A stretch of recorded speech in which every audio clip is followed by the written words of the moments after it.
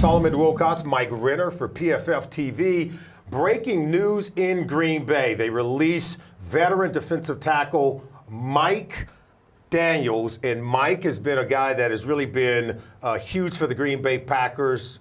What are you seeing on this one? Because this one kind of caught us off guard. Yeah, it really came out of left field, realistically when you think about it. Mike Daniels been the lifeblood of that defense for so long. You would think he was, returning after that foot injury he sustained last year. He was looking forward to a big bounce back year, and he thought this defensive line had a lot of teeth to it. But then when you start digging deeper, look into the numbers, look into some of the backstory, you could see why they did it. They just yesterday extended Dean Lowry on the interior there, gave him an extension to play a similar position to Mike Daniels. He's coming off the lowest graded season of his career since his rookie season, 71.3 overall grade. 30 years old and had a cap hit over $10 million.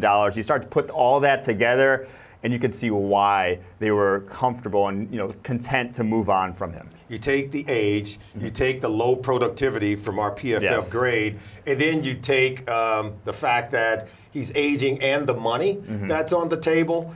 Is that the right time to move on?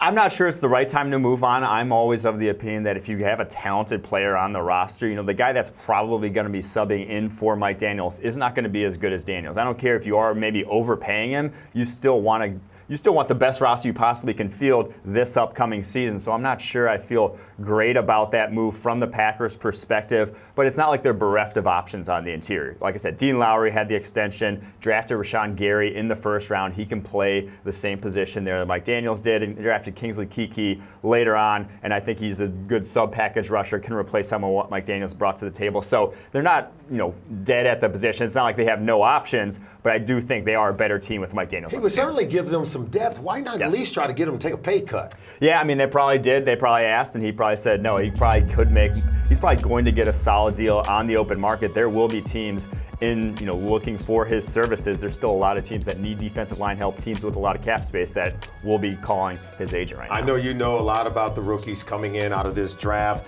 They took Kingsley Keke, the 5th round pick, interior defensive lineman from Texas A&M. Might he factor into this? I was going to say, I think this might actually be part of the reason they were comfortable to move on. He was, at the Senior Bowl, our highest graded pass rusher in the one-on-ones. Played a little out of position at Texas A&M. He was playing edge there a lot, but when we saw him on the interior at the Senior Bowl, he was fantastic. I think he is a natural 3 technique, and a lot of what Daniels brought to the table, a lot of his value was on those 3rd down situations, generating pressure. I think Kuechly, as a rookie, can at least do some of that. Not going to replace Mike Daniels wholesale, but at least do some of that. Mike Daniels still has, I think, something left in the tank.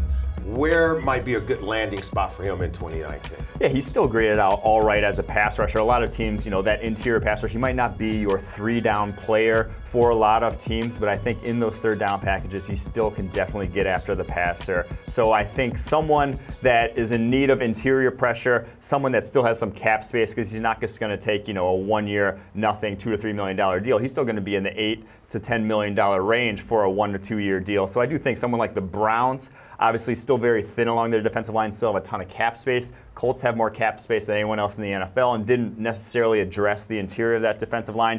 And then you look at the Seahawks, who just had Jerron Reed, hit with the suspension, didn't have much along the defensive line to begin with. So I do think those 3 would be a factor. And I'll also toss in the Cowboys. That interior defensive line, not near what they have on the edge, and he fits what they do defensively in terms of interior penetration. He is that type of player.